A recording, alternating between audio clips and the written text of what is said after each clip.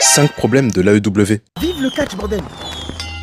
En 1, l'encadrement. Tony Khan, c'est le boss de la compagnie, mais on dirait qu'il en a pas les épaules. Il renvoie l'image d'un fan qui fait copain-copain avec son roster. Il laisse un peu trop de liberté à tout le monde, et ça se ressent dans la qualité du produit qui fait souvent moins pro. En 2, il y a beaucoup trop de catcheurs inutiles, qui viennent souvent même d'ailleurs, du Japon, du Mexique. C'est bien pour proposer des matchs inédits ou même des dream matchs, mais il y en a, tu sais très bien qu'ils vont servir à rien. Il y a aucun projet concret pour eux. Et au final, il y a tellement de quantité qu'on finit par se perdre. Dans la foulée, en 3, le booking. On a l'impression qu'ils misent de moins en moins sur les storylines. Beaucoup de combats qui sortent de nulle part, des stipulations parfois trop exagérées, des stars sur qui on ne capitalise pas assez et qui se retrouvent noyés dans la masse malgré leur gros potentiel. Et c'est tellement frustrant quand tu vois la qualité de leur roster. Ils ont de bonnes cartes en main mais ils jouent très mal. En 4, les ceintures, il y en a beaucoup trop. On s'y perd et on a l'impression que tout le monde a une ceinture. Surtout quand ils exposent des ceintures de la ROH, on s'en fout. Du coup, il y a moins de prestige et de valeur. Et enfin, en 5, leur gestion du star power. Ils ont plein de gros noms comme Edge, Kenny Omega, Danielson, Miro, Claudio, Malakai Black, etc. qui sont mal exploités et dire qu'ils avaient CM Punk et Koji. C'est dur, hein?